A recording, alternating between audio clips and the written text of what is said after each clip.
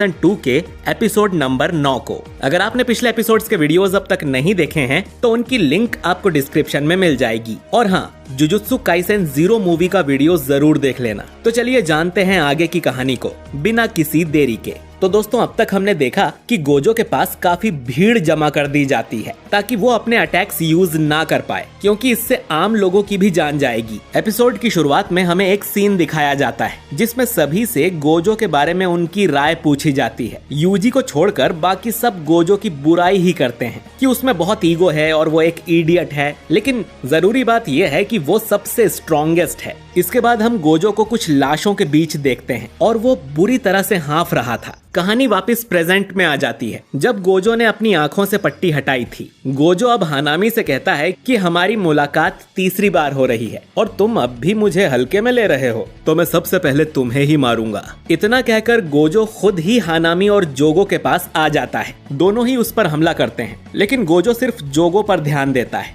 वो जोगो का हाथ पकड़कर उसे उखाड़ देता है और हानामी को लात मार के दूर फेंक देता है। हानामी समझ जाता है कि अभी गोजो ने जो धमकी दी थी वो बस उन्हें कंफ्यूज करने के लिए थी और वो सिर्फ जोगो को टारगेट कर रहा है। साथ ही गोजो ने अपनी इन्फिनिटी भी बंद कर दी थी। गोजो अब जोगो को भी हानामी के पास फेंक देता है। गोजो अब अपनी कोई कर्स टेक्निक यूज नहीं कर रहा था और वो इनके करीब आकर सिर्फ अपने शरीर की ताकत से ही इन्हें मारने वाला था। अब हानामी भी अपनी इन्नेट टेक्निक का यूज करके गोजो पर अटैक करने लगता है, लेकिन ये उसकी बड़ी गलती थी। जोगो चिल्लाकर उसे कहता है कि डोमेन को मत छोड़ो हानामी, लेकिन गोजो तुरंत ही हानामी के करीब जाकर उसकी दोनों आंखें यानी कि जड़ों को उसके शरीर में से खींच लेता है, क्योंकि वो भी जानता था कि ये लोग डिफेंस टेक्निक और अटैक टेक्निक दोनों का इस्तेमाल एक साथ नहीं कर सकते। जोगो इसीलिए बच गया क्योंकि उसने डोमेन एम्प्लीफिकेशन एक्टिवेट किया हुआ है, पर हानामी ने अटैक करने के लिए उसे बंद कर दिया था। वो ये देखकर हैरान हो जाता है कि गोजो सिर्फ बेसिक कर्स एनर्जी और मार्शल आर्ट्स का यूज करके ही इतना पावरफुल है। आखिर ऐसा क्या है जो ये आदमी नहीं कर सकता।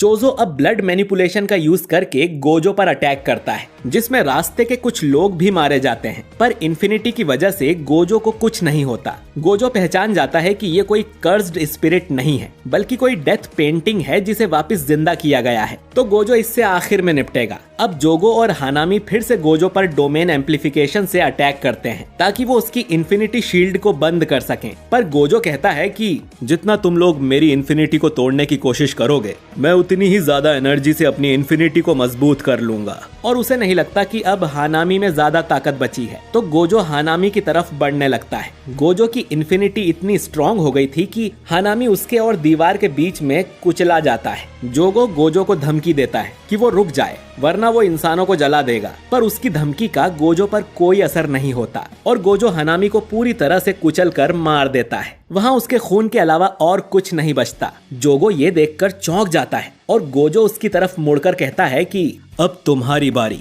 हमें फिर से इनके प्लान का एक फ्लैशबैक दिखाया जाता है, जहां गेतो बताता है कि प्रिजन रेल्म एक लिविंग बैरियर है और ऐसा कुछ नहीं है जिसे उसके अंदर सील ना किया जा सके, लेकिन उसकी एक कंडीशन है। प्रिजन का गेट ओपन होने के बाद उन्हें गोजो को पूरे 1 मिनट तक उसकी सीलिंग रेंज में ही रखना होगा, यानी कि 4 मीटर्स के अंदर, तभी गोजो उसमें सील हो पाएगा। अब जोगो बहुत गुस्सा हो जाता है क्योंकि गोजो को पूरे 1 मिनट तक एक जगह रखना नामुमकिन है और वो आराम से इन्हें मार डालेगा। गेतो जोगो से कहता है कि ज्यादा गर्म होने की जरूरत नहीं है, सब हो जाएगा। इधर जोगो अब गोजो से अपनी जान बचाकर भागने लगता है और गोजो काफी सीरियस होकर उसका पीछा करता है। जोगो उसकी तरफ कुछ इंसान भी फेंक कर मारता है, लेकिन उसकी इन्फिनिटी की वजह से वो हवा में ही रुक जाते हैं। जोगो चुपके से उस पर अटैक भी करता है, पर कोई फायदा नहीं होता। जोगो हानामी की मौत को जाया नहीं करना चाहता था, लेकिन अभी उसे गोजो से दूरी बनाए रखनी होगी। चोजो भीड़ में कहीं छुप गया था, तो जोगो उसे धमकी देता है कि अगर उसने उसकी हेल्प नहीं की तो वो खुद उसे मार डालेगा।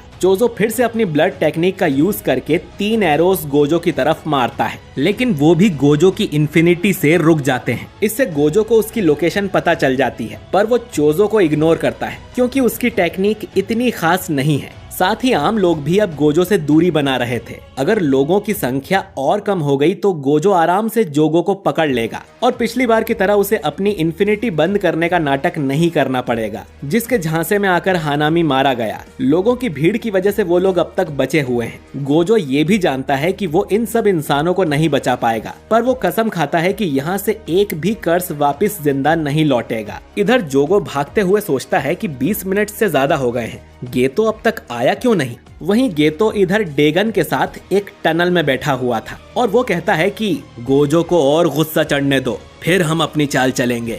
वहीं इधर BF4 स्टेशन पर यूजी के ग्रुप को एक लड़की मिलती है। यूजी उससे पूछता है कि यहाँ क्या हुआ, जिस पर लड़की बताती है कि यहाँ के सारे इंसान राक्षस बनकर उस ट्रेन के अंदर चले गए और उसे यहीं छोड़ दिया गया क्योंकि ट्रेन में जगह नहीं बची थी। इतना कहते ही ये लड़की भी ट्रांसफिगर्ड होकर मर जाती है। यूजी समझ जाता है कि माहितो यहीं पर था और वो डिसफिगर्ड को ट्रेन में भर के गोजो के पास गया है। इधर BF5 स्टेशन पर सभी को ट्रेन आने की आवाज सुनाई देती है और गोजो ये सुन चौंक जाता है। तभी वो ट्रेन आकर इस स्टेशन पर रुकती है। सभी आम लोग ट्रेन को देखकर खुश हो जाते हैं और सोचते हैं कि इसमें बैठकर वो यहाँ से बाहर निकल जाएंगे, लेकिन गेट खुलते ही उसमें से ढेर सारे डिसफिगर्ड बाहर निकलते हैं और इंसानों को खाना शुरू कर देते हैं। माहितो बाहर आकर जोगो से कहता है कि यहाँ की हवा कितनी अच्छी है क्योंकि इसमें लोगों का डर मिला हुआ है। वो लोग कुछ इंसानों को जंगल में छोड़ देंगे और फिर छुट्टियों में उनका शिकार करने जाया करेंगे। जोगो कहता है कि मैं इंसानों के साथ पूरा जंगल ही जला दूं तो, जिस पर माहितो बोलता है कि हानामी को ये बात अच्छी नहीं लगेगी। जोगो उसे बताता है कि हानामी मर चुका है, जो सुन माहितो भी चौंक जाता है। अब माहितो भी गोजो पर अटैक करने जाता है, लेकिन वो भी उसकी इन्फिनिटी से रुक जाता है। गोजो ने पहली बार माहितो को देखा था और वो पहचान जाता है कि ये वही है जिससे यूजी और नानामी की लड़ाई हुई थी। वो उसे पंच मारने जाता है, लेकिन माहितो पीछे हट जाता है और बोलता है कि इंसानों के बारे में सबसे घिनौनी बात बताऊं, उनकी जनसंख्या बहुत ज्यादा है। अब माहितो ऊपर वाले डोर को खोल देता है, जिसमें से और भी कई सारे लोग नीचे गिरने लगते हैं। गोजो समझ जाता है कि ऊपर के फ्लोर पर और भी कर्स स्पिरिट्स या तो यूजर्स हैं। अब माहितो और चोजो दोनों अपनी कर्स टेक्निक का यूज करते हैं और ढेर सारे इंसानों को मार देते हैं। गोजो के आसपास मौत तांडव कर रही थी। जोगो ऊपर से उस पे हमला करता है, लेकिन गोजो उसका हाथ पकड़ लेता है और जोगो अपना हाथ वहीं छोड़कर वापस भाग जाता है। माहितो समझ गया था कि गोजो यूजी जितना अच्छा इंसान नहीं है। वो अपने दुश्मनों को मारने के लिए लोगों की बलि चढ़ने दे सकता है, लेकिन अब इंसानों की संख्या बढ़ती जा रही है। तो सवाल ये है कि गोजो आखिर कितने लोगों को ऐसे ही मरने देगा। जोगो कहता है कि गोजो अब सिर्फ अपने डोमेन एक्सपेंशन से ही उन्हें मार सकता है। उसमें यहाँ पर मौजूद सारे इंसान भी मारे जाएंगे, लेकिन बाहर की दुनिया सेफ हो जाएगी। लेकिन गोजो ऐसा नहीं करेगा क्योंकि लोगों को मरते हुए देखने में और अपने हाथों से लोगों को मारने में बहुत फर्क होता है। गोजो इतना बड़ा बलिदान नहीं देगा। लेकिन फिर तीनों कर्स की हालत ये देखकर खराब हो जाती है कि गोजो अपना डोमेन एक्सपेंशन करने वाला है। गोजो अब अपना डोमेन इनफाइनाइट वॉइड एक्टिवेट कर देता है, लेकिन वो इसे सिर्फ 0.2 सेकेंड्स के लिए ही एक्टिवेट करता है। गोजो ने अंदाजा लगाया था कि इतने से टाइम में इंसानों को ज्यादा कुछ डैमेज नहीं होगा। इस टाइम में आधे साल जितनी इन्फॉर्मेशन उन सबके दिमाग में जाएगी, जिससे वो एक जगह रुक जाएंगे। लेकिन स्पेशल ग्रेड के कर्स पर इसका ज्यादा असर नहीं होगा। इसीलिए गोजो अपना सारा ध्यान पहले डिसफिगर्ड पर लगाता है और बिजली की तेजी से उन्हें मारना शुरू कर देता है। डोमेन हटने के बाद भी गोजो को पूरे 5 मिनट्स लगते हैं और वो सभी 1000 डिसफिगर्ड को मार गिराता है। लेकिन अब वो बुरी तरह से हाँफ रहा था। सभी इंसान अब भी मूर्ति की तरह एक जगह रुके हुए थे और तभी गोजो अपने सामने एक बॉक्स को रखा देखता है। गेतो के ऑर्डर पर इस प्रिजन रेल्म का गेट ओपन हो जाता है और इसके बीच में एक बड़ी सी आंख थी। ये देखते ही गोजो तुरंत यहाँ से भागने लगता है, लेकिन फिर गेतो उसे पीछे से आवाज लगाता है और फाइनली खुद को रिवील करता है। अपने बेस्ट फ्रेंड गेतो को जिंदा देख गोजो हैरान हो जाता है, क्योंकि 1 साल पहले उसने खुद अपने हाथों से गेतो को मारा था। उनकी सारी पुरानी यादें उसके दिमाग में घूमने लगती हैं और वो सोचने लगता है कि गेतो आखिर जिंदा कैसे है। और दोस्तों, 1 मिनट से गेतो का मतलब था 1 मिनट जितना टाइम, जो कि गोजो अपने 6 आईज वाले दिमाग से प्रोसेस करेगा। अब क्योंकि गोजो के दिमाग में 1 मिनट से कहीं ज्यादा समय बीत गया था, तो प्रिजन रेल्म एक्टिवेट हो जाता है और गोजो को चारों तरफ से जकड़ लेता है। गोजो ना तो अब अपने शरीर को हिला सकता था और ना ही कोई भी कर्स एनर्जी यूज कर सकता था। गोजो की हार हो चुकी थी।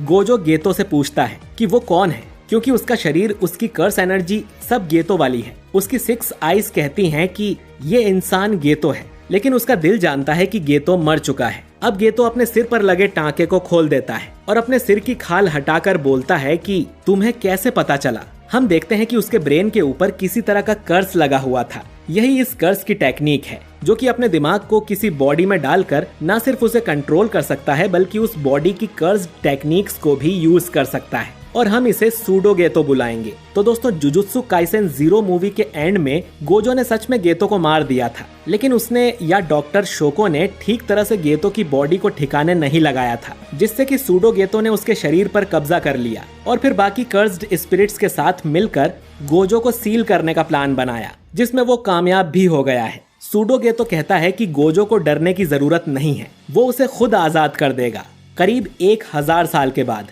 वो नहीं चाहता कि गोजो जितना स्ट्रॉन्ग सॉर्सरर उसके रास्ते में आए। अब गोजो कहता है कि भूल गए क्या कि गेतो की बुरी तरह से पिटाई किसने की थी। गोजो यहाँ पर यूता की बात कर रहा था और उसे यकीन था कि यूता जरूर इस सूडो गेतो को भी हरा देगा, जिस पर गेतो बोलता है कि यूता कभी भी सातोरु गोजो की जगह नहीं ले पाएगा। उसे जो भी पावर्स मिली थी वो रीका की स्पिरिट्स की वजह से थी, पर अब उसके पास रीका नहीं है और वो एक मामूली सॉर्सरर है। अब तक माहितो भी होश में आ गया था। सूडो गेतो अब गोजो को अलविदा कहता है और ये भी कहता है कि उनकी मुलाकात अब एक नई दुनिया में होगी, जिस पर कर्सेस का राज होगा। यहाँ से कुछ ही दूर मैमे, उयुई और यूजी टनल में होते हैं और तभी यूजी के कान पर कुछ आके लग जाता है। ये मेकामारू का बनाया कोई डिवाइस लग रहा था, जिसमें यूजी को कोकिची की आवाज सुनाई देती है। वो उसे बताता है कि ध्यान से सुनो यूजी, गोजो को सील कर दिया गया है। और ये एपिसोड यहीं पर एंड हो जाता है। तो दोस्तों, आखिरकार हमें पता चल गया